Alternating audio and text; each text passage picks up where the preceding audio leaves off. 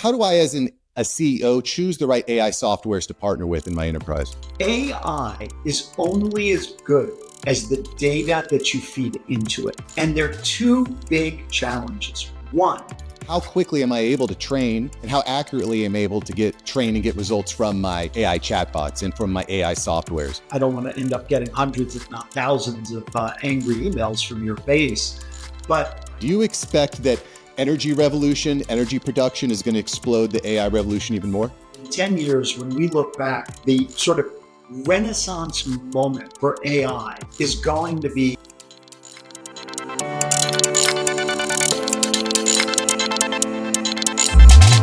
Ladies and gentlemen, boys and girls, dogs and cats, it's not every day you get to sit down with a billionaire co-founder and CEO of a tech AI company, but today is that day. We're going to be speaking with David Steinberg on the current and future prospects within AI. A little bit about David. He founded his own wireless company when he was a mere young man. Founded 7 companies, in fact, taken 2 public, sold 4, chairman of another. He's basically done everything under the sun, and he's here today to give you his best words of wisdom. David, welcome. So I got to ask, how quickly am I able to train, and how accurately am I able to train and get results from my AI chatbots and from my AI softwares? For sure. And it's just like anything else. If you think back to sort of how technology evolved, we had these very, very skilled masons for many years. I'm sure they still exist in parts of the world, where they would have to cut the stone to the exact right size so that the next person could put it into the wall, so you could build these magnificent buildings in Europe and to a lesser extent in the United States. We now prefabricate most of those stones. They come out in the form of concrete block or brick, and then they put an outside layer on it to make it look pretty. If we don't have those masons feeding the information into these algorithms, you're not going to get smarter and smarter and smarter. And originally, when they started designing these prefabricated bricks and concrete blocks, they were designed by the best artisans who worked in stone. Because they knew that if you did this, if you left these 2 centers empty of this concrete block, it'll be light enough that you can lift it, but it won't affect the integrity of the block. If you think of AI, yes, it's great that you can have a large language model that can import all of this. And as you think about outputs, that's very, very important. But the output that Mark wants is going to be different than the output that somebody else might want. The more it can get to know you personally, the more valuable the algorithm will be to you. For enterprises, it's going to mean hiring individuals who know what your enterprise wants, and it helps you as an enterprise to get algorithms that can more customize around you, your customers, your people, and how you can focus on the 2 big promises of AI being, of course, efficiency and accelerated revenue growth. Love that. So I just want to take this a step deeper, David. AI is definitely a hot button term. Everyone's talked about AI because this is a big promise, right? And as a result, a lot of people are using AI in their marketing lingo. But to your point, just because they're using AI doesn't mean it will actually accomplish that result. No. So if I'm a CEO at a large organization and I want to implement AI, how do I go through the noise? How do I as a CEO choose the right AI softwares to partner with in my enterprise? Well, first and foremost, call Zeta, because that's what we do for a living. But the truth of the matter is that when we look at how big companies interact with AI, because our clients are all very large enterprises. I think 40% of the Fortune 100 use our platform today. It's sort of, you got to go back a little bit, right? So interestingly enough, Mark, I think that in 10 years, when we look back, the sort of renaissance moment for AI is going to be the launch of ChatGPT. It's when AI went from science fiction to boardroom conversation. And every board of directors all of a sudden went to every CEO and said, what's our AI strategy? And every CEO went to their CIO, CTO, CMO and said, what's our AI strategy? And by the way, people said to me, how did you grow your business at scale organically, 42% top line last quarter? It's because of this. It's because people are calling us and they're coming to us. AI is only as good as the data that you feed into it. And there are two big challenges. One, how does an enterprise get all of their data into one environment? They have an IVR system. They have a point of sale system. They have a CRM system. They have an online platform. They activate.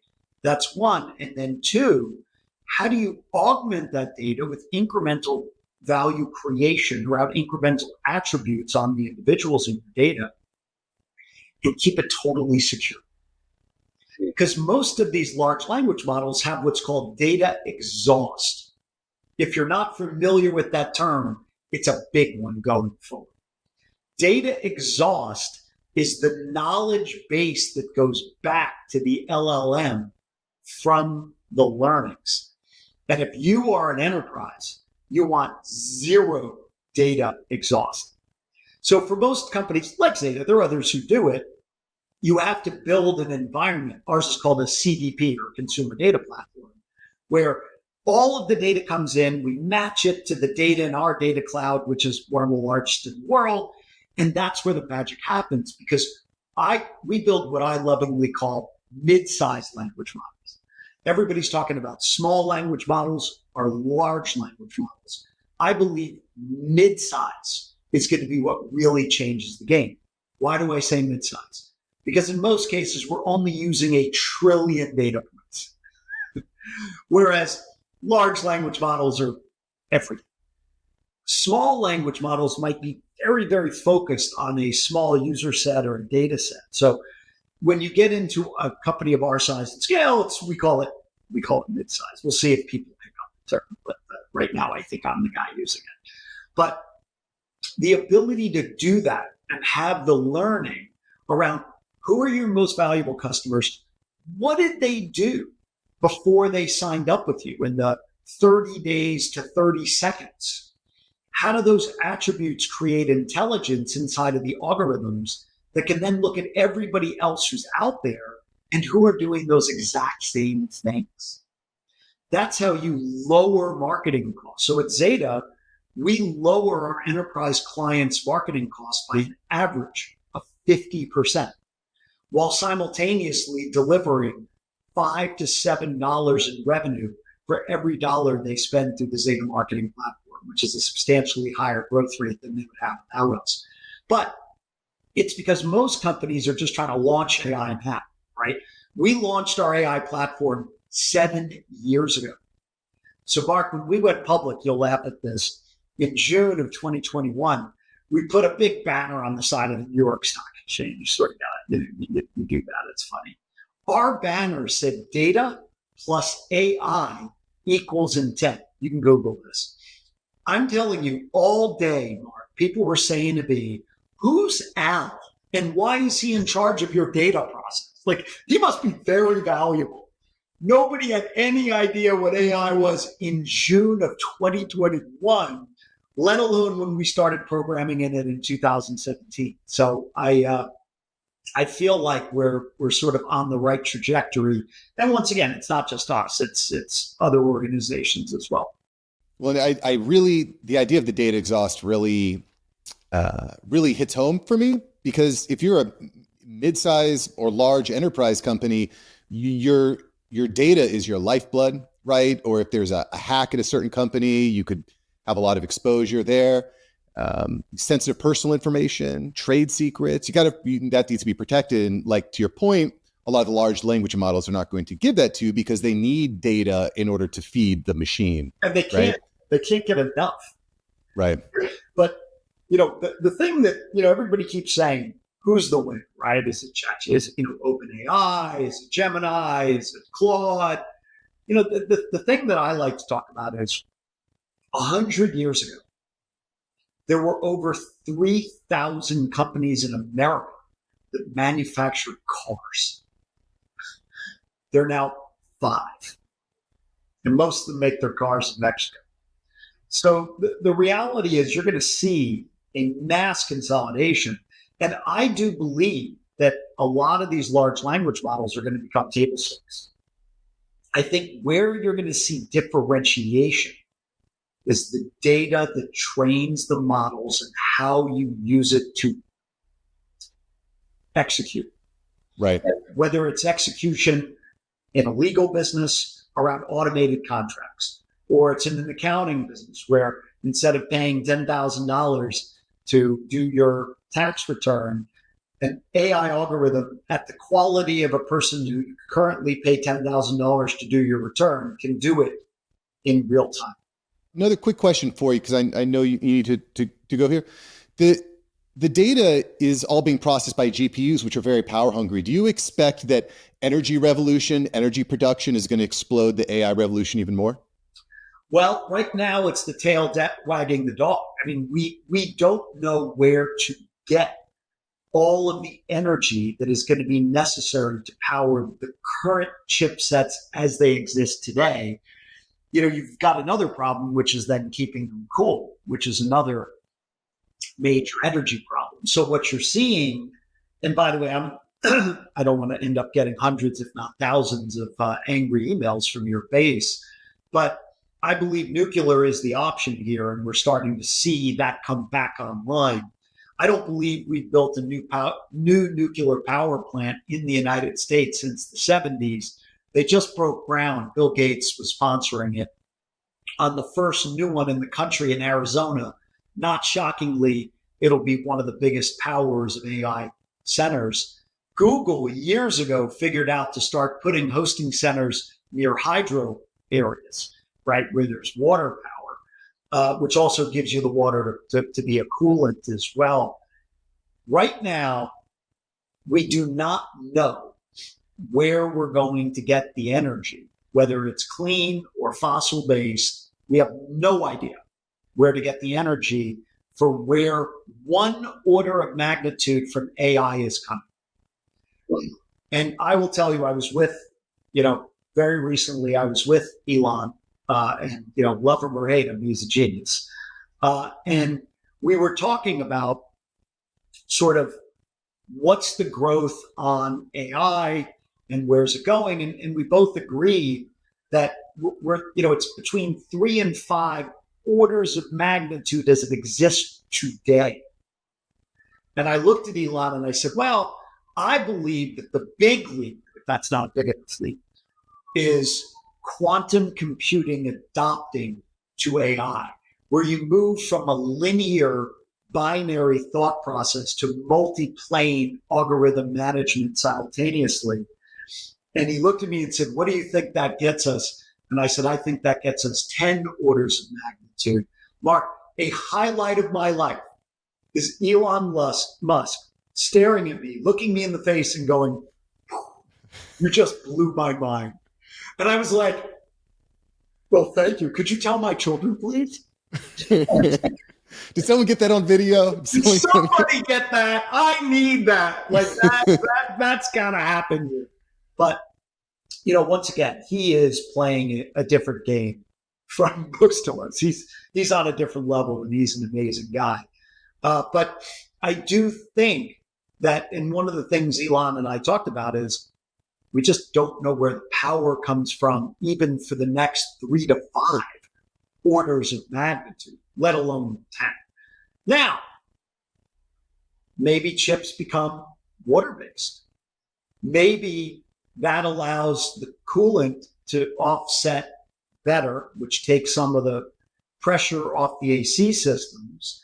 And as NVIDIA and AMD and others design their next generation chipsets, you never know what we'll get to. I mean, remember, in the 1950s, Sir Gordon Moore wrote Moore's Law. And I'll paraphrase it because it's actually not what he said, but I won't bore your audience with what he actually said. Processing power globally will double every 18 months. Here we are in 2024, and he has not missed a beat. It continues to double every 18 months. How nuts is that? Now, in his spare time, he happened to found Intel, which is having some challenges this week. But it's hard to believe that law, Moore's law, has continued. But a part of that is a lot of the new chipsets, not the AI chips, but the more basic chips. Some of them are very complex, but they're not AI based. They don't need to be condescending on chipsets. They're able to run more energy efficiently, and they're able to disperse heat substantially more efficiently than their predecessors, right? Remember when we used to have a laptop that was super slow with like 8 megabytes of RAM? Well, you're not old enough to have had 8 megabytes of RAM. I am. And you had to have a fan on it that was running all day long. I remember that. Yeah, but now that same laptop is 100 times more powerful, and there's no fan. Right, and it's in your hand, right? Yeah, well, I mean, forget about the fact that this device has literally holds more processing power than every machine collectively used to land man on the moon in 1969. It's unbelievable. And I know a lot of people are pessimistic about the time that we are living in, but I'm the opposite. I think this is one of the most exciting times to be alive. There's so much opportunity. From a technological perspective, you could not be more right. I mean, I can see why some people are, a little nervous about some of the stuff going on from a geopolitical perspective. It would be unusual to do it. The way I usually comfort my kids is, from a geopolitical perspective, we're actually better than we were 200 or 300 years ago. The only bad news is you find out about it in 1 second. I mean, literally 200 years ago, Syria might have fallen and we wouldn't know for weeks.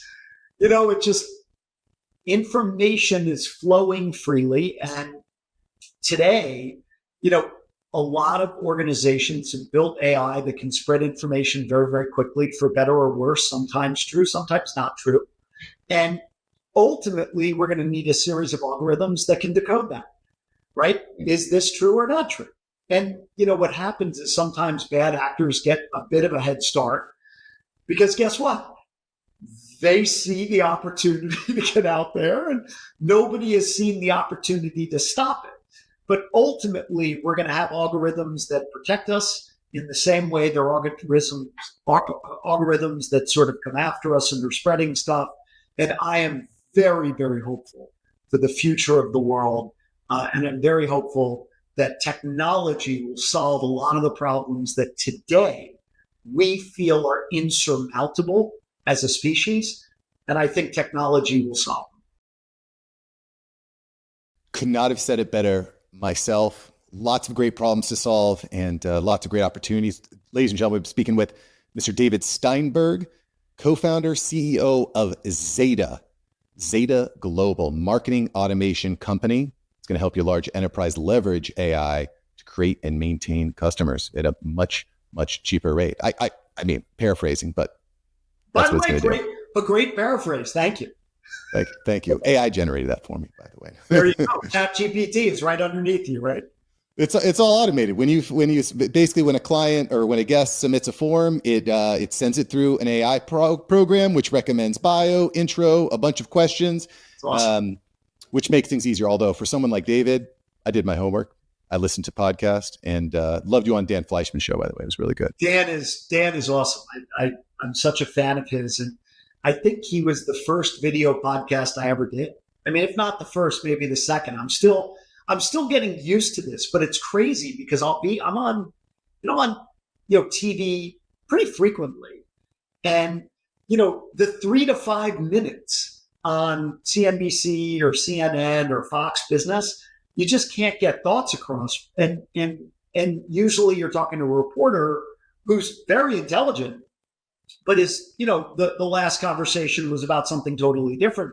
Whereas talking to podcasters who are really, like you, Mark, experts on stuff that I care about very passionately, I'm finding this really fun. So I'm enjoying this whole, old guy on a podcast thing. And, it's maybe at some point my kids will start to think I'm hip, but I don't have a high hope. I mean, I think you're pretty hip. I got to be honest, but I mean, I might be easier to impress than the kiddos. But yeah, Great stuff. The podcast is definitely a great way. And not only is this going to drive YouTube, drives the podcast, it's going to drive newsletter. We're just going to leverage that deep thinking mind of David, y'all. And I don't know what else to say. Thanks for joining the show here today. Mark, really, thanks for having me. This was fun.